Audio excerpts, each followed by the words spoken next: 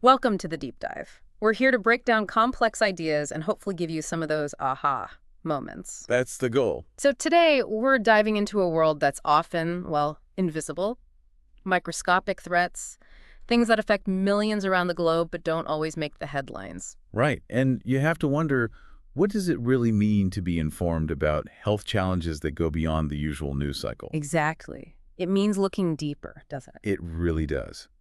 And our mission here is to take that complex medical info, sort of distill it down. Make it clear, make it impactful. Precisely. So you walk away with insights that are genuinely useful, that cut through all the noise out there. Okay, so for this deep dive, we're zoning in on parasitic infections. Specifically, we'll be tackling babesiosis and Leishmaniasis, two really complex, pretty challenging diseases. And we'll touch on how they fit into that broader category of neglected tropical diseases, too. So what can you expect? Well, we'll unpack what these diseases actually are, how they get around, the sometimes surprising ways they affect people. And the science side. Diagnosis, treatment. Absolutely. Right. The cutting-edge stuff, but also the challenges. And crucially, the public health side of things, what it all means. The goal is really to equip you with knowledge that goes way beyond just basic awareness. Couldn't have said it better. All right, let's get started. First up, babesiosis, this hidden threat that's carried by ticks. What exactly are we talking about here? Okay, so babesiosis is a parasitic infection. It can hang around for a long time.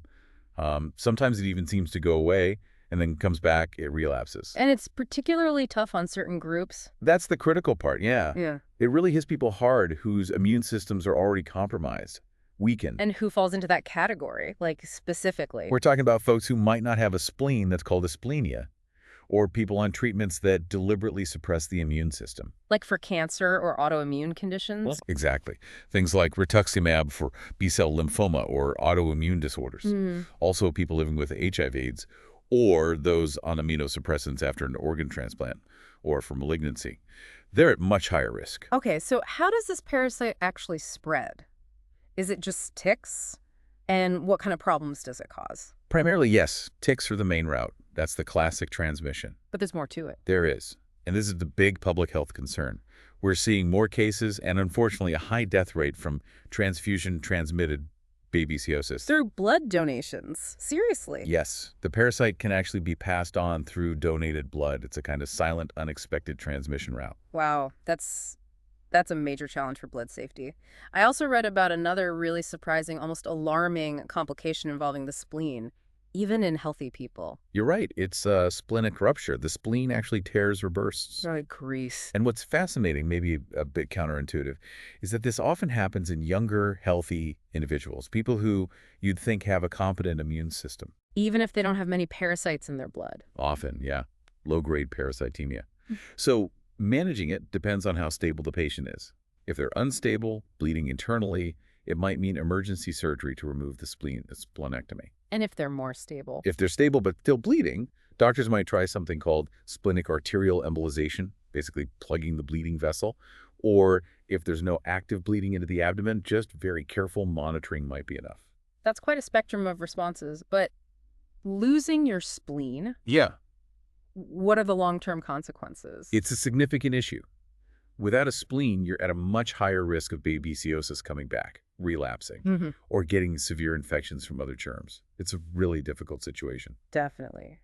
So, given all this complexity, how do doctors figure out if someone has babesiosis, and what's the treatment path look like? Well, the mainstays for diagnosis and monitoring are blood smears, looking at the blood under a microscope for the parasites. But if symptoms hang around and you don't see parasites on the smear, then they use a very sensitive test, real-time PCR, to look for the parasite's DNA. That helps track the infection too. And once it's confirmed, what's the standard therapy? Is it quick? The go-to regimen is a combination: ativaquone plus azithromycin. For severe cases, it might start with an IV drip. Then switch to pills. Usually, yeah. Transition to oral meds. But here's a crucial point for you. The dose has to stay up. Never less than 500 milligrams a day. Why is that so specific? Because lower doses, unfortunately, can actually encourage the parasite to develop resistance to the drugs. Ah, okay. And how long does treatment typically last? It's pretty long. at least 6 consecutive weeks. And this is important. That includes 2 full weeks after parasites are no longer seen on the blood smear. 6 weeks minimum. That's quite the commitment. What happens if resistance does develop, if that standard treatment stops working? That is a growing worry, yeah. Particularly in patients who are severely immunocompromised and infected with a specific strain, B. microti. And we know why resistance happens. We do, down to the genetic level. Scientists have found specific, tiny changes, missense mutations in the parasite's genes, one in the mitochondria, another the apagoplast. These act like shields against the drugs. Like a microscopic arms race. It really is. It makes developing new treatments incredibly complex when the target keeps adapting like that. So if that first-line combo isn't cutting it, what are the alternatives? Well, one option is clindamycin plus quinine, but quinine can have some rough side effects. Right. So if quinine toxicity is a concern, or if they're not sure exactly why the first drugs failed, they might just add clindamycin to the atovaquone and azithromycin. There's also another combo drug called atovaquone and proguanil. Does treatment vary much in different parts of the world? Oh, absolutely. Take Europe, for instance. If someone gets infected with a different species, B. diversions, it's treated as a medical emergency. An emergency? How so? The standard approach there is often an immediate, complete red blood cell exchange, basically swapping out the infected blood, plus clindamycin and oral quinine. Wow. Though interestingly, some cases have actually been cured just with the exchange in clindamycin, or even with the atovaquone-azithromycin combo we use more often here. It varies. Okay, shifting to public health. What's being done about babesiosis, and what can people do themselves, especially since you said there's no vaccine? Right, no vaccine. A really big step came from the U.S. Food and Drug Administration, the FDA. Back in early 2019. What do they recommend? They recommended screening donated blood for B microarray using a super-sensitive test, a nucleic acid test.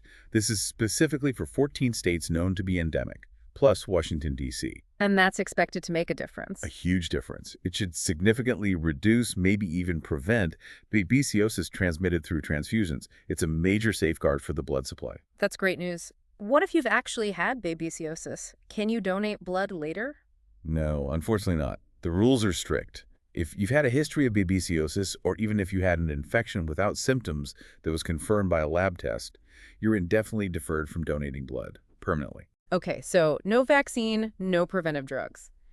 If you live in or travel to an area where these ticks are common, what's the best way to protect yourself? It really comes down to personal protection. It's key. Like what? Wear protective clothing, long sleeves, long pants tucked into socks. Use tick repellents on your skin. Treat your clothes with permethrin, which kills ticks on contact. What about avoiding certain areas or times? Yeah, try to limit outdoor activities in grassy, brushy, or wooded areas where ticks hang out, especially from May through October. That's peak season. Then checking yourself afterwards. Absolutely critical. After you've been outdoors, do a thorough body check for ticks. Yourself, your kids, your pets. If you find one, remove it carefully and promptly with fine-tipped tweezers. Now, connecting this to the bigger picture, it feels like the spread isn't just about ticks moving around, is it? There are larger forces at play. You're exactly right. Research strongly suggests climate change is a factor. It's likely shifting where these ticks can survive, pushing the boundaries of endemic areas into new regions. So it's not just a localized problem anymore. Not at all. It really highlights why everyone, individuals at risk, doctors, needs to stay aware and informed about this disease that was, for a long time, kind of neglected. Our health is really tangled up with these environmental changes. Okay, let's switch gears now to another really complex parasitic challenge. Leishmaniasis. This sounds like a whole spectrum of diseases affecting millions globally. What exactly is Leishmaniasis? Right, it's not just one thing. Leishmaniasis is actually a group, a complex group of disorders. They're all caused by these tiny single-celled parasites, protozoa, from the genus Leishmania. And what do they attack in the body? They primarily go after the host's immune system cells, specifically the reticuloendothelial system. Think organs like the spleen, liver, bone marrow, your body's internal defense network. So not just one disease, but a whole family of related conditions. Exactly. And they cause a huge range of problems. Everything from, say, skin ulcers that might heal on their own, all the way to really severe fatal disease affecting the internal organs. How do we categorize them? Broadly, we break them down into 3 main forms. There's visceral leishmaniasis, or VL, that's the one hitting the internal organs. Then cutaneous leishmaniasis, CL, which affects the skin.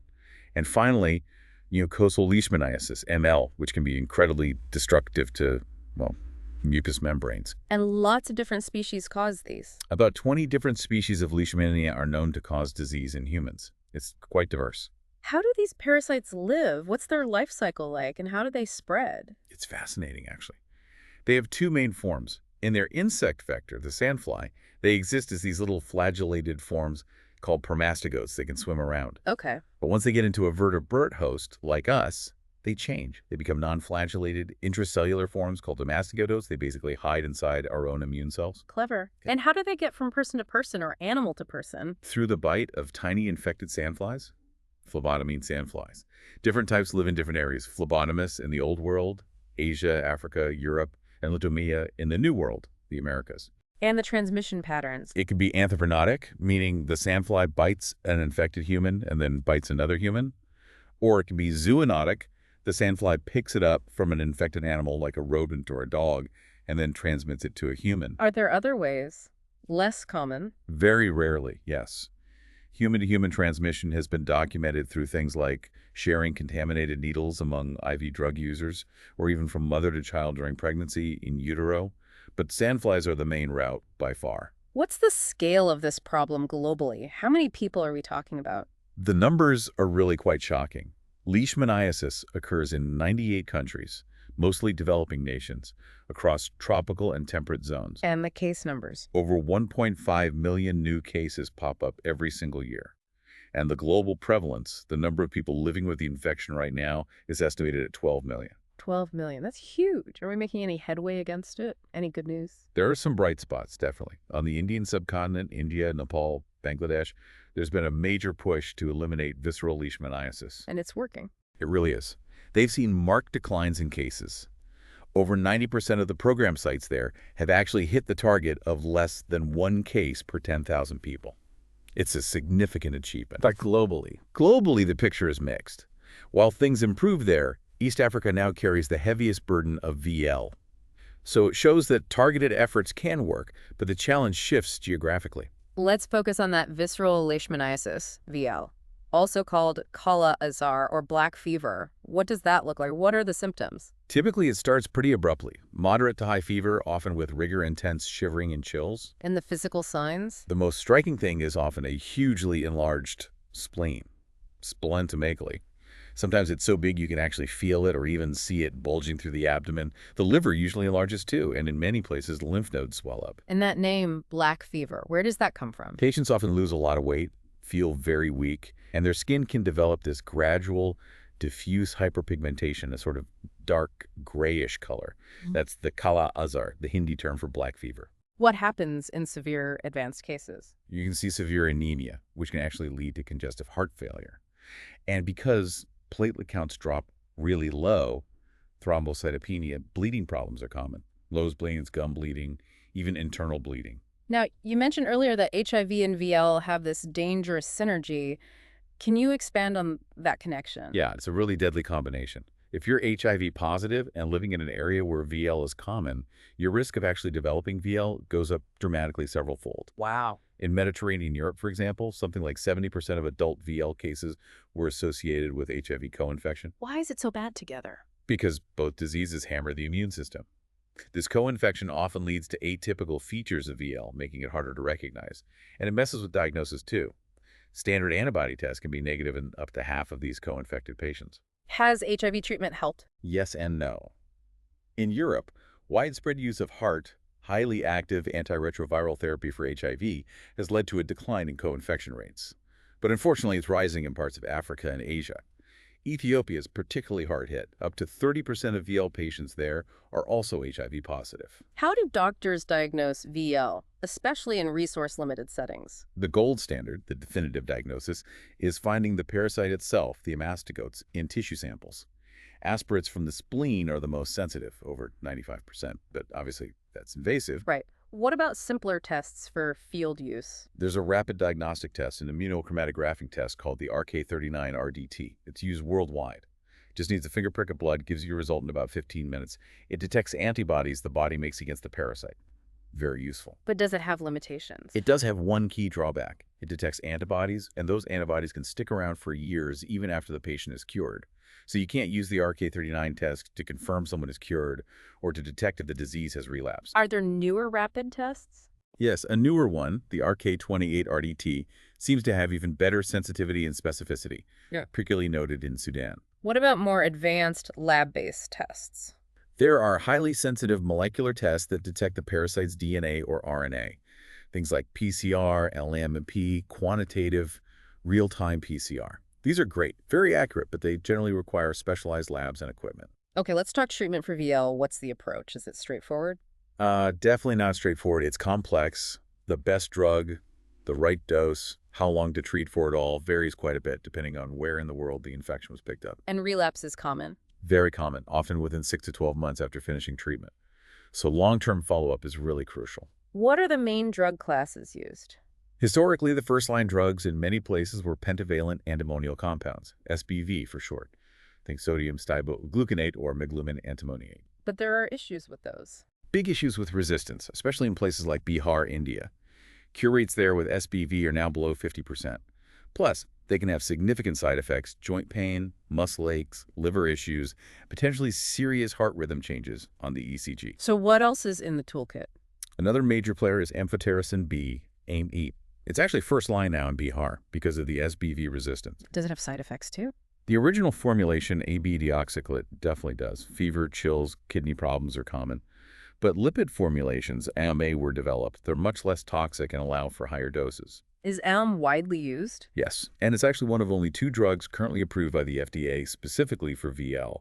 The other is miltefosine. In India, Bangladesh, and Nepal, a single high dose of LAM has proven remarkably effective. What about other options? There's paromomycin. It's an aminoglycoside antibiotic approved in India. Given as an intramuscular injection, it's effective. And you mentioned miltefosine. That one's oral, right? Sounds convenient. It is, and it was a big deal. The first effective oral drug for Leishmaniasis. Huge advantage in terms of administration. But there must be a catch. There are a couple of significant ones. It has a very long half-life in the body, which paradoxically makes it easier for the parasite to develop resistance if treatment isn't perfectly adhered to. And a really critical issue, it's teratogenic. It can cause severe birth defects, so it absolutely cannot be used during pregnancy. Women of childbearing potential need rock-solid contraception during treatment and for at least 3 months afterwards. That's serious. It is. And because of the cost, potential side effects, and the need for strict adherence to prevent resistance, directly observed therapy, or DOT, where a healthcare worker watches the patient take the pill, is often recommended. So with resistance to SBV, side effects, the challenges with miltefosine, where is VL treatment headed? The big push now is towards multi-drug therapy, using combinations of drugs. Several potential advantages. It might improve compliance, maybe shorten treatment duration. It could lower costs compared to long courses of single expensive drugs. It might reduce toxicity because you can use lower doses of each drug. And, crucially, it should make it much harder for the parasite to develop resistance. Are combinations being used already? Yes, successfully. In India, combinations like single-dose LAM, followed by oral miltefosine or injectable paromomycin, work well. In Africa, combining SBV with paromomycin has shown good results. It's definitely the way forward. Before we leave VL, what's this post-Kala-Azar dermal leishmaniasis, PKDL? Right, PKDL. It's a condition where skin lesions, spots, patches, nodules develop either while someone has VL or, more commonly, sometime after they've been cured of the visceral form. How common is it? It varies a lot by region. Affects maybe 2% to up to 50% of patients, especially common in India and East Africa. Interestingly, the skin manifestations and even the best treatments differ between those 2 regions. Is it dangerous? Not usually life-threatening in itself. It's mainly a cosmetic issue. But that creates its own challenge. Treatments are often long, difficult, and sometimes toxic, so getting patients to stick with it when it doesn't feel like a life-or-death situation can be really hard. Okay, let's move to cutaneous leishmaniasis, CL, the skin form. You said this is diverse, too. Extremely diverse. Broadly, we talk about Old World CL and New World CL based on geography. Give me some examples. Okay, in the Old World, you have species like L. tropica. That one's often anthroponic, human-to-human via sandfly, common in urban areas. Then there's L major, which is zoonotic, spread from desert rodents. It often causes outbreaks. And you see it frequently in travelers, military personnel, refugees who go into those endemic areas. In the New World. In the Americas, you have species like L. mexicana, L. panamensis, L. amazonensis often linked to forest animals, and then L. brasiliensis, which is interesting because it seems to be adapting to more urban environments as deforestation occurs. We've even had a few rare, locally acquired cases in Texas. So what do these skin lesions actually look like? How do they develop? Typically, it starts a few days or weeks after the sandfly bite. A little red bump, a papule, appears. This grows into a firmer nodule, and then over weeks or months, it usually breaks down in the center to form an ulcer. Are they painful? Usually not painful, surprisingly. The classic ulcer has raised hardened edges. Do they go away on their own? Many of them do, yes. Spontaneous healing often occurs within, say, 2 to 15 months. But the catch is, they almost always leave a permanent scar. Are there unusual forms? There are. Sometimes you see Leishmaniasis recidivans, where new little lesions crop up around the edge of an old, seemingly healed scar. And there's the famous Chiclero's ulcer, which specifically affects the ear cartilage, often seen in forest workers in Central and South America. Scars are one thing, but what about the psychological side, especially if the lesions are visible? That's a hugely important aspect, often overlooked. When these lesions are on the face or hands, places you can't easily hide, the scarring can be really disfiguring. This can lead to significant psychological distress, social stigma, anxiety, depression. It's much more than just skin deep. How is CL diagnosed and treated? Is it simpler than VL? Diagnosis usually involves taking a sample from the lesion, a scraping or biopsy, and looking for the mastigotes. PCR testing on the lesion material is also really important. Why PCR specifically? Because identifying the exact Leishmania species is crucial for guiding treatment. Different species respond differently to drugs. And the treatment approach? It really varies depending on the situation. For small, simple lesions caused by species known to self-heal and not associated with more severe forms, sometimes just local wound care or maybe a topical treatment is enough. But for more serious cases? Systemic treatment medication that travels through the bloodstream is needed for more complex cases. Like if the lesion is very large, if there are many lesions, if it's on the face or hands or over a joint, if it's caused by a species that could potentially spread to the mucous membranes later, or if the person is immunocompromised, like with HIV. What drugs are used systemically? Pentavalent antimonials, SPV, are still considered first line for most species causing CL, but there are exceptions. Like L. guyanensis in South America often responds better to pentamidine, and L. ethiopica in Ethiopia seems to respond better to paramomycin. Other options used include the oral drug fluconazole for certain species. Miltefosine is also effective for many forms of CL. Are there local treatments besides just creams? Yes, several. Injecting drugs like SPV directly into the lesion, intralesional therapy. There are specific paramomycin ointments. Local heat therapy, applying controlled heat, can work for some species. And cryotherapy, freezing the lesion, is another option. Okay, then there's diffuse cutaneous leishmaniasis, DCL. You said this one is particularly challenging. It is. DCL is rare, thankfully. What makes it different is the patient's immune response, or rather, the lack of a specific type of immune response called cell-mediated immunity against the parasite. What does that lead to? It allows the Leishmania parasites to just multiply pretty much uncontrolled throughout the skin. So instead of a single ulcer, you get these widespread nodules and plaques that don't ulcerate, don't heal on their own, and are notoriously difficult to treat. It requires very long courses of therapy, months and months, and relapse is common. And the last main category, mucosal leishmaniasis, ML, the destructive form. Where does this occur?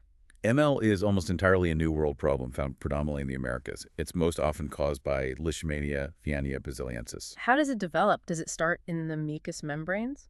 Usually not. It typically follows a primary cutaneous lesion, sometimes months, often years after the skin sore is healed. It's like a delayed complication. And what does it do? You said destructive. It's devastating.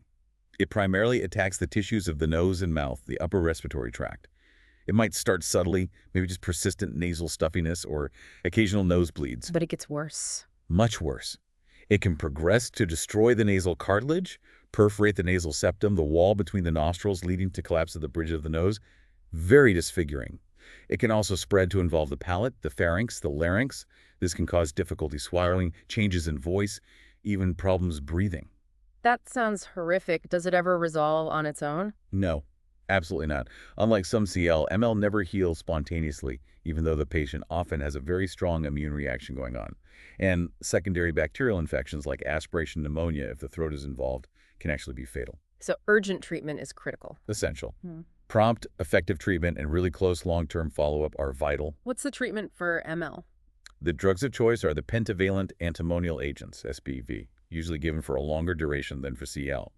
If that fails or if there's resistance, amphotericin B is the main alternative. Okay, so across all these forms, VL, CL, ML, DCL, what about prevention? Is there a vaccine on the horizon? Still no widely available human vaccine for any form of Leishmaniasis, unfortunately. There are candidates in development, some in early clinical trials, but nothing ready for widespread use yet. What about that leishmanization you mentioned? Right, that's the practice, mainly historical now, but still done in some places like Iran, of deliberately inoculating someone, usually on a hidden spot like the upper arm, with live L major parasites from a lesion. The idea is to cause a controlled infection that heals and leaves you immune to natural infection. It did show some protective effect. Seems risky, though. What about controlling the sandflies? Vector control is key, especially for the anthroponic forms where humans are the main reservoir. Insecticide-impregnated bed nets and curtains can help reduce bites indoors. Residual insecticide spraying inside houses has also been used. Is it harder for the zoonotic types where animals are involved? Definitely harder, because you also have to deal with the animal reservoir. Measures have included things like insecticide-impregnated collars for dogs, especially domestic dogs, which are a major reservoir for VL in many areas. Treating infected dogs, sometimes even culling stray dogs, has been done, though that's controversial and complex. Are there dog vaccines? Yes, there are licensed canine Leishmania vaccines available now in Brazil and Europe, and studies suggest they can help reduce the incidence of infection in dogs and, importantly, also reduce the risk of transmission to humans. So that's a promising tool for zoonotic VL control. And personal protection. Still fundamental. Using insecticide-treated bed nets, wearing repellent, especially during the evening and night when sandflies are most active, these basic measures remain really important for anyone living in or traveling to endemic areas. Okay, we've covered a lot of ground with babesiosis and leishmaniasis. Before we wrap up, let's just briefly touch on that broader context of neglected tropical diseases by looking at trypanosomiasis. Right. Trypanosomiasis refers to diseases caused by protozoan parasites of the genus Trypanosoma. These guys infect all sorts of plants and animals globally. But for humans? 3 species are the main concerns. Trypanosoma cruzi, which causes Chagas disease, that's also known as American trypanosomiasis. And then 2 subspecies of Trypanosoma brucae, T. brucei gambiense and T. brucei rhodesiense, which cause human African trypanosomiasis, or HAT, probably better known as sleeping sickness. These sound like very different diseases, different parts of the world, different insects spreading them. They are, but what connects them, and connects them back to Leishmaniasis and others, is that they are really the archetypal neglected tropical diseases. What defines that connection? What are the shared challenges? They overwhelmingly affect the poorest, most vulnerable populations. People living in remote rural areas or maybe in marginalized urban communities, often with little or no access to health care. People without a political voice. And the tools to fight them. That's the other critical piece.